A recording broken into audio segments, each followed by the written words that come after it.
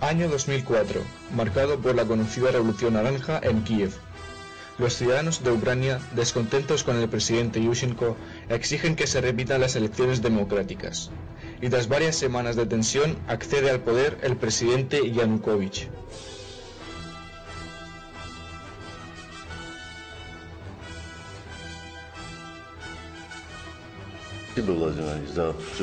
Corre el año 2013. El presidente Vladimir Putin consigue poco a poco elevar un nuevo imperio, la Unión Euroasiática. En menos de 3 años consigue devolver nada más y nada menos que 7 regiones del antiguo bloque comunista. Pero aún faltaba una pieza clave que juega un papel muy importante en la economía soviética: Ucrania. Tras conseguir peso económico elevado, Rusia empieza a luchar con Europa por la anexión de Ucrania, país al que la Unión Europea no tenía intención de agregar hasta que Rusia se fijó en él. Prueba fundamental de que aún prosigue la Guerra Fría.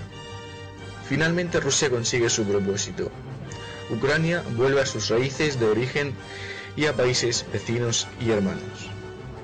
Los fanáticos americanos están cada vez más preocupados por esta serie de movimientos políticos y temen que la Unión Soviética pueda renacer. Pero un enfrentamiento militar directo contra Rusia supondría presionar el botón rojo y acabar con la humanidad. Durante 4 años habían insistido mucho en intentar que las noticias de Norteamérica, Europa y países aliados de Estados Unidos no hablasen de esta unión. Hoy en día, pocos en estos países saben que en Asia hay algo parecido a la Unión Europea. Pero al parecer, el bloqueo y la diversificación de la información ya no es suficiente para ellos. Así que junto con el apoyo de Europa decidieron preparar y entrenar a grupos de personas para provocar conflictos en Ucrania. Estas personas se mezclaron con la multitud de manifestantes pacíficos para atacar a los agentes de la ley y provocar daños con el fin de derrumbar el gobierno. ¿En qué país del mundo se ha visto que los manifestantes construyan catapultas o tiren cócteles Molotov? Estaba claro que estas personas habían sido entrenadas y recibían cada uno entre 20 y 30 euros por cada día de manifestación. ¿Y todo esto para qué? ¿Por el mismo presidente por el cual se habían manifestado en el año 2004 y por el cual se derramó muchísima sangre de ucranianos y otras personas? ¡Allahu Akbar! ¡Slava Nazi! Corre la desolación por el país. Decenas de políticos y personas, por ejemplo, el personal de limpieza, acabaron muertos simplemente por estar en el Parlamento de Kiev. Pero por supuesto en Europa no se mencionó una sola palabra de ello. Las personas eran torturadas hasta la muerte en las calles por la muchedumbre enfurecida. ¿Será esta la libertad que estaban buscando? Los pobres policías, de los cuales más de 80 perdieron la vida en Maidán y otros cientos fueron tomados como rehenes por la muchedumbre, fueron obligados a suplicar perdón de rodillas ante la multitud. Los mismos policías que ardían vivos por los cócteles Molotov para defender los edificios públicos e históricos de los fascistas y alborotadores. Otros políticos que ni siquiera tomaban decisiones relevantes en el Parlamento fueron humillados y apaleados casi hasta la muerte. Mientras que a finales de enero Obama aún seguía hablando de las manifestaciones pacíficas por la prensa. No puedo hablar bien porque la verdad es que me tiembla la voz al mencionar estas cosas. Es increíble. Mediados de febrero, los fascistas toman Kiev y arrasan cualquier signo del pasado común con Rusia, incluso estatuas de poetas rusos. Todas estas acciones se pueden resumir en una sola palabra: rusofobia. En Europa, mientras, los medios de comunicación emitían propaganda de mierda como esta, en la cual, como siempre, la verdad había sido difuminada. ¡Qué casualidad! Los comentarios del vídeo están desactivados y al final del mismo una petición de divulgar el vídeo a cualquier persona.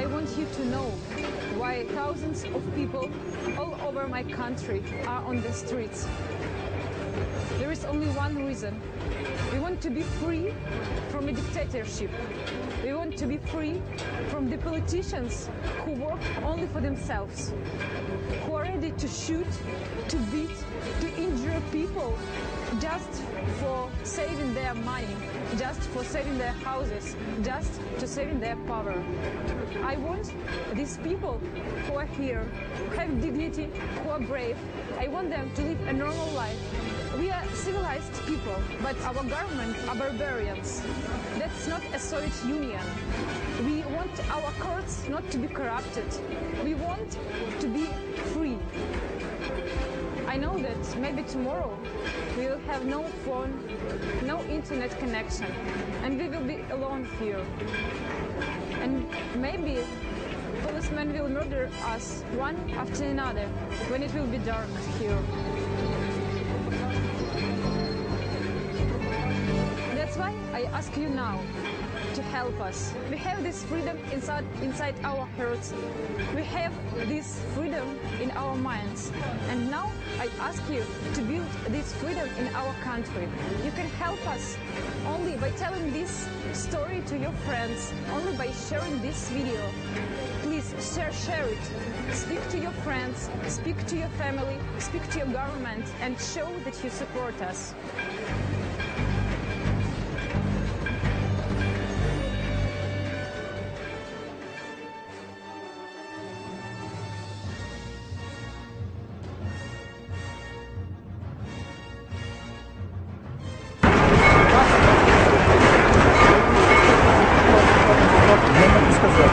Давайте с вами мы запишем, потом будем поснимаем. Хорошо? Нет вопросов, я могу сказать. А давайте вот на фоне ребят мы напишем. Да. Скажите, вот за эти дни противостояния сколько у вас уже пострадало? Cuéntenos, ¿cuántas víctimas lleva ya en el cuerpo de policía? 40 hombres con traumas cerebrales y craneales, quemaduras en la cara de primero y segundo grado.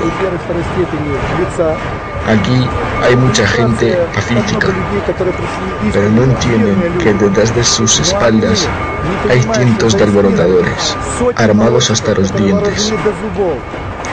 Estas personas no es que lleven palos o piedras en las manos, sino botellas Molotov, cientos de botellas.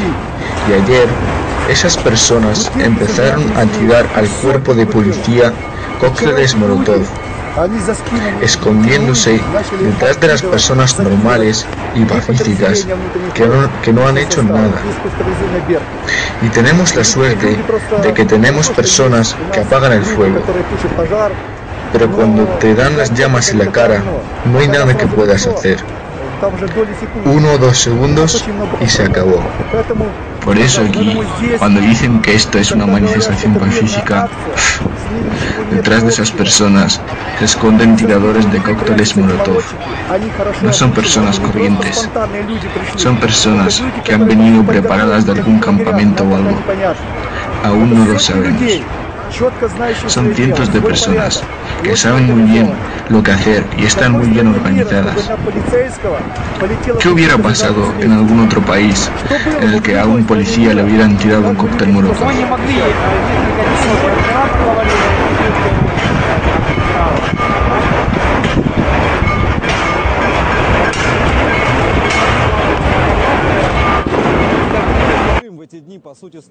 Como respuesta a todas estas acciones, Rusia envía a Crimea patrullas sin distintivos para proteger a los millones de rusos que viven en el país.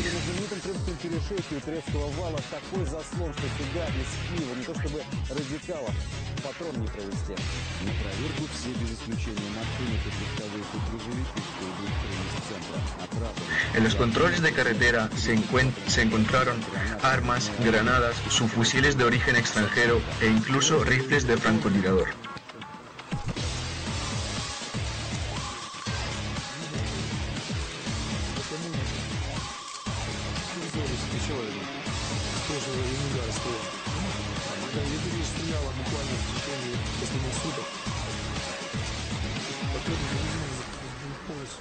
В чехле от теннисной ракетки везли снайперскую винтовку, прицел и приклад сейчас у экспертов, а патроны бойцам Беркута, которые только-только вырвались из Киева, говорят обман.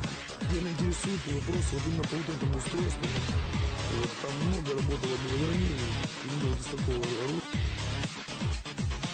Como ya dije antes, Estados Unidos iban a intentar impedir la Unión Euroasiática.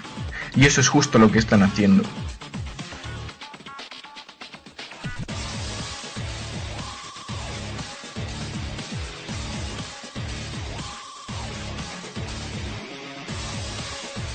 Tales son las barbaridades de la política americana que hasta las propias estrellas de Hollywood critican las acciones de su gobierno. El presidente Barack Obama se opuso a la propuesta de referendo y dijo que esto violaría la ley internacional. Además, como nos explica Enrique Acevedo, la Casa Blanca anunció hoy medidas específicas, esto como reacción al envío de tropas rusas a la península de Crimea. Las sanciones contra Rusia suenan muy imponentes, cuando en realidad son patéticas. Estados Unidos solo ocupa el puesto número 10 de los principales comerciantes con Rusia. Hablan de acabar con la cooperación militar con Rusia. Qué gracioso. Obama prometió replegar todas sus tropas de Afganistán para el 2015. Eso incluye cientos de miles de soldados, millones de vehículos y tecnología militar. Y he aquí las rutas por las cuales puede hacerlo. La larga pero segura, pasando por Rusia, o la corta pero peligrosa, pasando por Pakistán. Y eso es justo un ejemplo de lo que puede ser una brigada americana en territorio pakistaní. Además, el 70% de los recursos de NATO pasan por Rusia. ¿Qué pasaría si Rusia congelase sus relaciones militares? Para los americanos, esta respuesta sería de billones de dólares. Otro as en la manga serían los sistemas rusos S-300, a los que tanto teme Estados Unidos.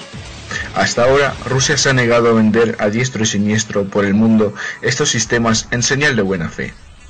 Pero si se congelaran las relaciones militares, ya no habría ninguna barrera moral que impidiese ganar a Rusia cientos de miles de dólares vendiendo los sistemas S-300. ¿Se imaginan lo felices que se pondrían Irán o Siria? O Pakistán, donde están hartos de los no tripulados americanos, o Corea del Norte. ¿Se imaginan lo contento que se pondría Yan Ping?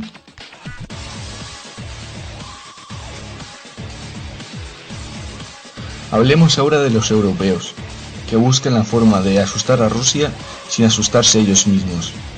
Me pregunto en qué demonios estaría pensando Merkel cuando se le ocurrió apoyar las sanciones contra Rusia, si su país depende en 2/3 de las exportaciones de gas y carbón ruso, al igual que el resto de Europa. También quieren congelar los fondos rusos en los bancos europeos, cuando Rusia tiene casi el triple en los suyos. Cada año el comercio con Rusia aporta 400 billones de dólares a Europa. En esos tiempos de crisis, ¿podrán permitirse salir a flote sin todo ese dinero? Rusia simplemente empezará a comerciar con China para impedir la bancarrota de sus mercados. Además, si las sanciones van a más, la Unión Euroasiática y China renunciarán al dólar y establecerán una moneda propia, como en Europa con el euro. Eso provocaría el desplome de América, situando a China como principal gigante económico del mundo. Que no te engañen, Europa es solo una marioneta de Estados Unidos, y lo único que está consiguiendo es hacer el ridículo con tanta hipocresía. Apoyan a un hombre que se ganó el poder a la fuerza y no por elecciones democráticas. Además, no es político, es boxeador, y por eso a los presidentes les interesa apoyarle, porque es idiota y obedecerá sus órdenes. Al fin y al cabo, Estados Unidos no quiere aliados, quieren vasallos.